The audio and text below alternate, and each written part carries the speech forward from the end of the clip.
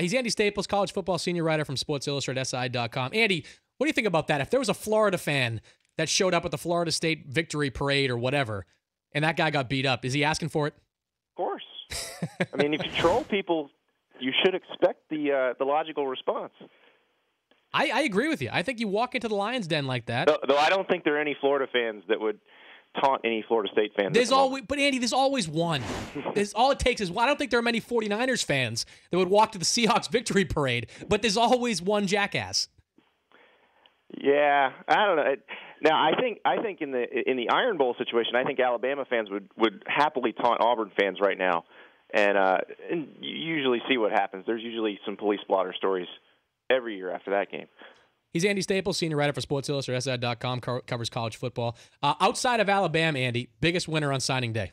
USC had a really good signing day. Now, Stanford probably got the highest-rated class in the Pac-12, and Arizona State had a good class too, but USC got 3 guys that UCLA really wanted, and anytime you can sign 3 guys you really want and at the same time take them away from your rival, that's a big deal. Andy, what was the biggest surprise you think yesterday? Because to me, it wasn't very shocking, anything that really happened. What stuck out to you the most? There weren't really any surprises. It was pretty calm, and that's how things have been going. I mean, kids enroll early more and more often now. A lot of these classes were basically secured, 2-3 months ago, where they felt like they were almost complete. So I don't think there was a whole lot shocking. The really interesting story was the kid down in Florida who signed 3 letters of intent. He signed with Utah, Ole Miss, and a junior college in Mississippi. What happened? So Wait, what? What's the end result there? Surprise! Count 'em, 3. So what happens to him? Well, judging by what's going on, I'm guessing he winds up at the junior college, just from the way it's all been handled. But what they'll do is they'll take the timestamps, and whoever he signed with first will probably get first right of refusal on him. He thinks he's going to Utah. He pulled out a Utah hat at his ceremony, and there's video of it from the TV station there.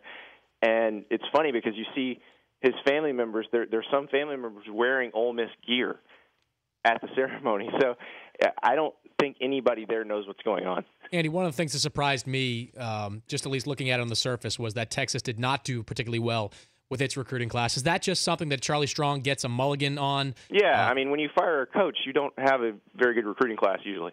That's just kind of logical.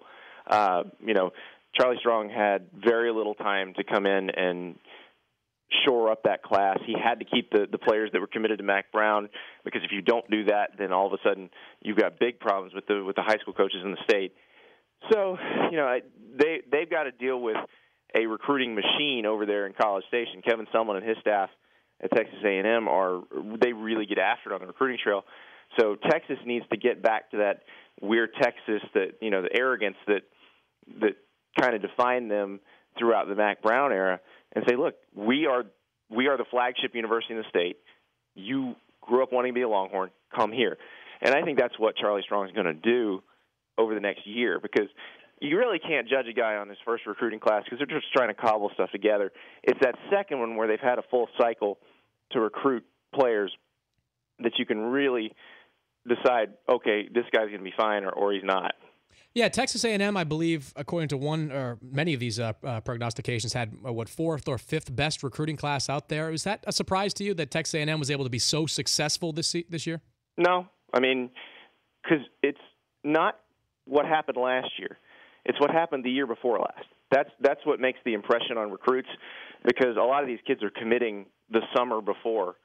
And so these are the people who committed during the fervor of Johnny Football Mania when he was winning the Heisman. And so, no, it doesn't surprise me a bit. And think about how down Texas has been in that period. So and plus you've got the bump of Texas A&M going to the SEC, which makes them a very different brand than they were before, because when they were in the Big 12, they were basically Texas's little brother. Now they're the SEC school in Texas, which is a lot easier to sell. Andy Staples, Sports Illustrated, joining us here on the Dan Patrick Show. You mentioned Johnny Manziel. Where did he fall in the rankings, and what do you think that says about this whole draft process? Because he wasn't a top recruit. He was a 3-star guy, but it's weird because Jim Harbaugh or the Stanford staff wanted him. I can't remember if Harbaugh was still there or if it was Shaw. Chip Kelly wanted him at Oregon. So some really smart coaches thought he was really good. And if you ask the folks in that area of Texas where he played, they'll tell you he's the best they ever saw, and they couldn't understand either why he was ranked so low. So it's a case where I think if some of the bigger schools had offered him, he would have been a 4-star guy. But no, I mean, it's just a weird process. I mean, Russell Wilson was a 2-star guy. Colin Kaepernick was a 3-star guy. With Kaepernick, there was an issue with whether he was going to go play baseball or football. Same with Russell Wilson as well. And you just don't know. I mean, puberty is an interesting deal. There's a big difference between a 16, 17-year-old male and a 22-year-old male. And it is really hard to judge what's going to happen in those intervening years. Yeah, the first puberty reference here on the Dan Patrick Show. There you go. Andy, There we have it. Alabama has success with virtually every position they recruit for, but you never really see the big-time quarterback going to Alabama. And looking at this list, I don't really see one this year. Is that something that, I mean, how do you explain them not getting the big-time quarterbacks? Well, I mean, the quarterbacks they got are pretty highly recruited guys. What's funny is the guy who's probably going to end up starting for them this year is Jacob Coker, who is a transfer from Florida State, who was only a 3-star guy when Florida State signed him. But they get guys that are heavily recruited. I mean, A.J. McCarron was considered a big recruit. They just have all these 5-stars around them. They've got a 5-star offensive tackle in this year. They've got 5-star corner. Those corners that they signed, Marlon Humphrey and Tony Brown, you got to think they're going to get a shot to play this year because that was a major position of weakness for them last year. But they've got just tons of talent everywhere. And, the quarterback isn't asked to be a superhero there. But is Alabama a destination school for 5-star quarterbacks? Sure. If he's a pro-style guy. Mm-hmm. If he's a drop back, in the pocket, under center kind of guy. Not if he's a dual threat kind of guy. A guy like that's going to want to go play in a spread. Whether you're a 2-star guy, a 4-star guy, 5-star guy, one of the things that I noticed in watching the coverage yesterday is that there's so much pressure and that these kids and their kids are so young. So what's your take on that? And do you think it helps prepare them for the NFL draft later? It's kind of a polarizing just discussion on whether or not it's too much for them at such a young age. Well, I mean, it's been like this for recruiting coverage has been popular for 10, 15 years now. So those kids have never known anything different. It's always been like that. And yeah, I mean, the ones that can handle this can probably handle moving up to the next level. And the ones that have issues with this or handle it in an immature way are probably going to handle the pre-draft stuff in an immature way as well, or have problems while they're in college. I mean, the guys who have the most elaborate "I'm going here" announcements, usually you don't hear much from them in college. He's Andy Staples, senior writer for Sports Illustrated, joining us here on the Dan Patrick Show. Andy, is there an expected impact freshman this year? There's tons.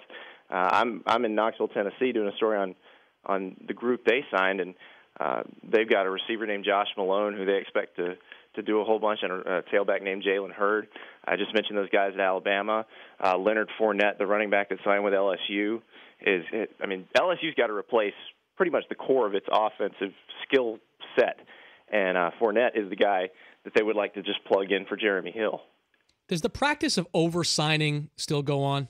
Sure. Now, can you just explain what that is exactly? Paulie was kind of educating me on it before the show. But yeah, I mean, it seems wildly unfair. Basically, you can sign up to 25 new players a year, and you can only keep 85 guys on scholarship at once. So if you lost 20 players, and back in the day, there were certain schools, mostly in the SEC, mostly in the SEC West, that would just sign a ton of players. One year, Houston Nutt signed 39 at Ole Miss. So the SEC changed the rule that said you can only bring in 25 new players a year, period. That's it. But you can still oversign if you do that. If you only lost 20 players and you sign 25, then you've got to find 5 spots for them. Now, natural attrition will take care of a couple of those. But basically what you get is schools that kind of cut loose underperforming players or gently persuade them to transfer to another school so that they open up that scholarship spot. And it's pretty prevalent in the SEC and in some places in the Big 12 and some places in the Pac-12. The only conference that really has a hard and fast rule against it is the Big 10. And the Big 10 folks will tell you that that's a serious disadvantage for them. Andy, last one for me. We're going to have Jadeveon Clowney actually on the show in a couple of hours here. And I was wondering if you could tell me what you think the biggest challenge he's going to face in the NFL Combine. He's not going to face any challenges in the Combine. They're basically, the only challenge will be not tripping over the tongues of the scouts as he walks away from each drill. Good to talk to you, Andy. Thank you. All right, thanks, guys. That's Andy Staples, senior writer, Sports Illustrated.